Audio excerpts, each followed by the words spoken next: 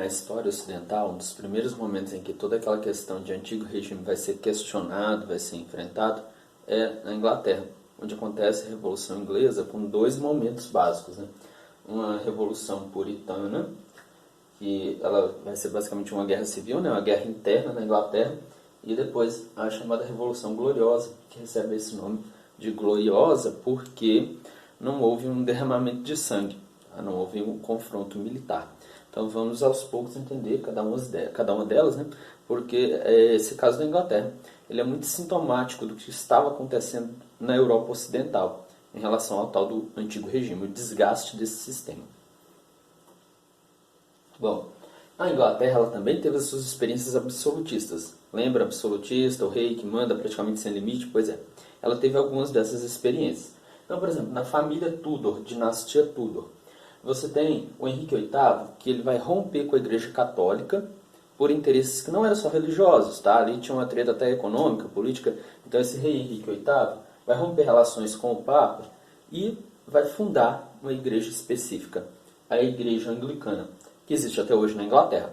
Ela lembra a Igreja Católica em alguns aspectos, né? A celebração, a missa lembra um pouco, mas, por exemplo, ela não tem o Papa, ela tem o Patriarca, não tem o culto às imagens da forma que tem na Igreja Católica, então ela tem algumas diferenças aí importantes. Mas ela foi fundada pelo rei, né? Então o rei inglês vai romper com o Vaticano.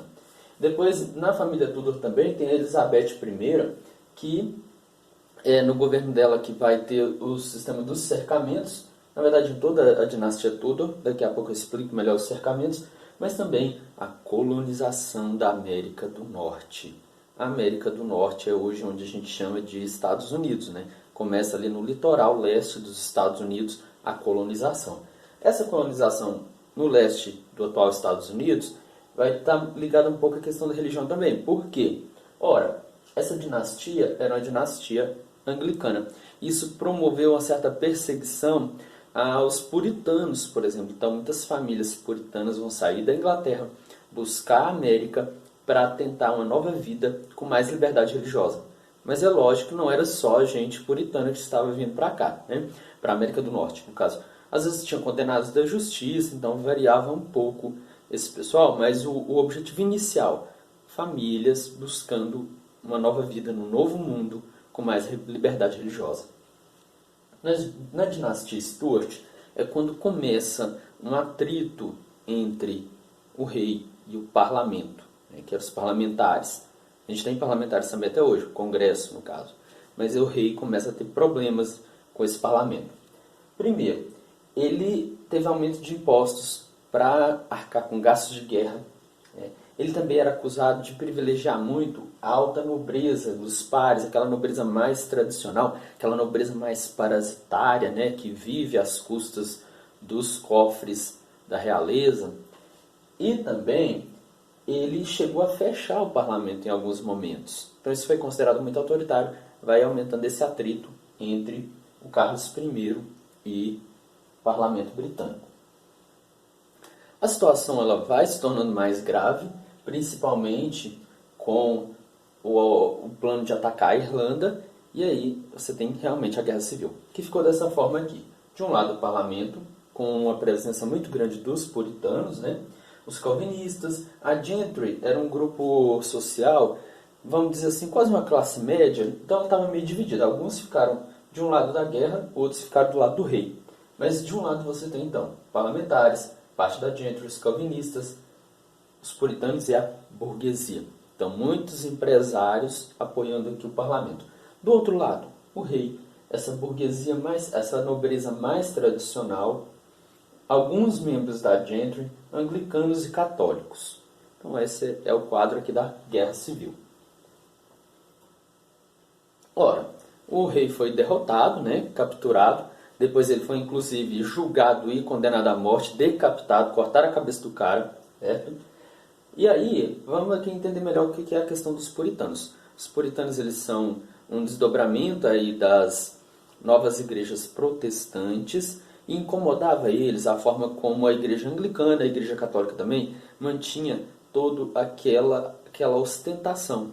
A questão de objetos de ouro nas celebrações, né? Então, todo aquele visual, toda a idolatria, eles chamavam de idolatria papista, né? O pessoal ficar assim, reverenciando demais o Papa, tudo isso incomodava os puritanos. Os puritanos se voltavam muito mais à questão de valorizar a oração, o trabalho, a família.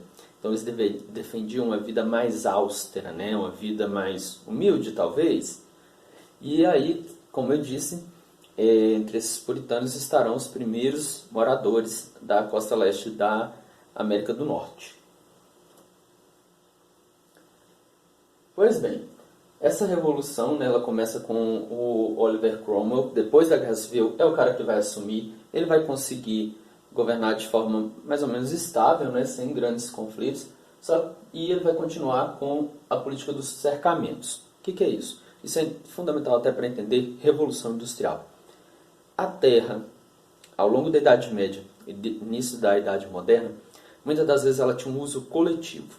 Então, por exemplo, o senhor plantava suas lavouras de trigo, mas quando o trigo era colhido, era permitido que as pessoas mais pobres levassem, por exemplo, suas vacas, né, seu rebanho para se alimentar lá. Os bosques. Muitos bosques eram também de uso coletivo, porque para a população mais pobre, ali era uma fonte de lenha, madeira e até de caça.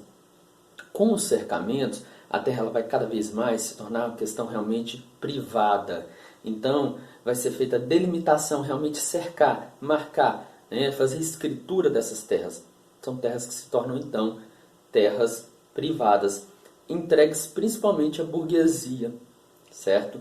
Então, com isso também, muitas famílias de camponeses vão sendo expulsas dessas terras. As famílias que já não eram donas daquilo ali, ou ocupavam sem algum título e não tinham como pagar para oficializar esse título, então muitas famílias vão sendo expulsas do campo.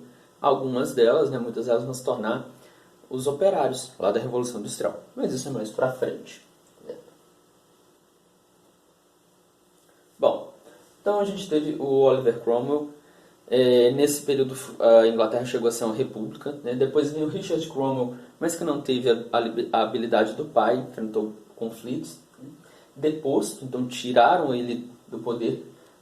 O parlamento coroou o Carlos II, que conseguiu governar de forma mais ou menos estável também, e ele é sucedido pelo Jaime II. O Jaime II vai causar um descontentamento pelo apoio à alta nobreza, mas também pela ligação com os católicos. E aí vamos entender o seguinte: se trata com católicos não era só uma questão religiosa, tá? Tinha a ver também com o fato de que a nobreza era contra uma aproximação da Inglaterra com a Espanha e Portugal, porque Portugal e Espanha eram católicos, certo? E aí a gente tem a Revolução Gloriosa, que é quando esse Jaime II é deposto, é tirado do poder, é colocado no poder o Guilherme de Orange, e esse Guilherme de Orange foi praticamente forçado pelo parlamento a assinar a Bill of Rights, ou Declaração de Direitos. É um documento que falava que o rei não podia criar novos impostos, declarar guerra, por exemplo, sem autorização do parlamento. O que nós estamos falando aqui? É o tal do parlamentarismo monárquico. Acontece até hoje na Inglaterra, acontece na Espanha.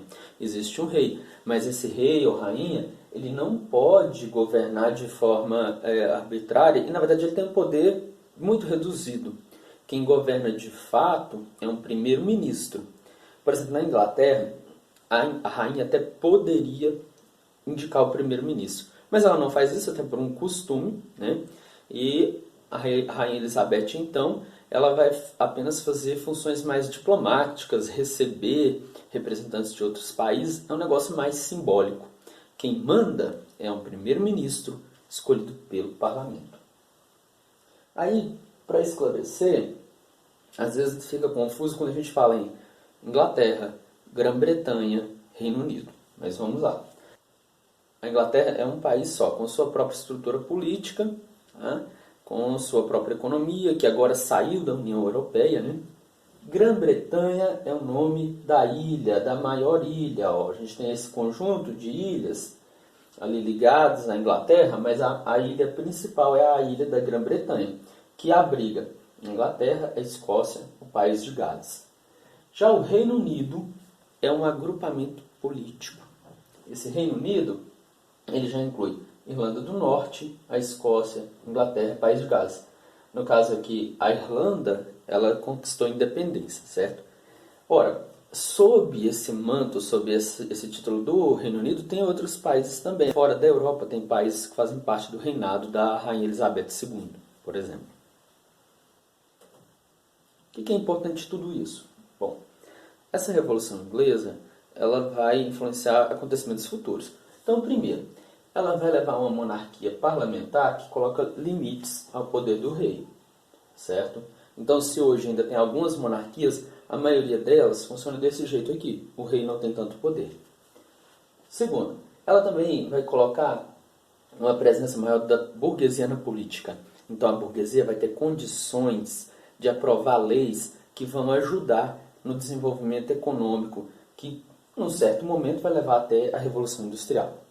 Por fim, os acontecimentos da Inglaterra inspiraram muitos filósofos, muitos estudiosos do tal do iluminismo. E essas ideias iluministas, depois elas vão alcançar outros territórios e vão levar a mais revoltas, revoluções. Por exemplo, Revolução Americana, que é a independência dos Estados Unidos, Revolução Francesa, a Conjuração Mineira e a Conjuração Baiana.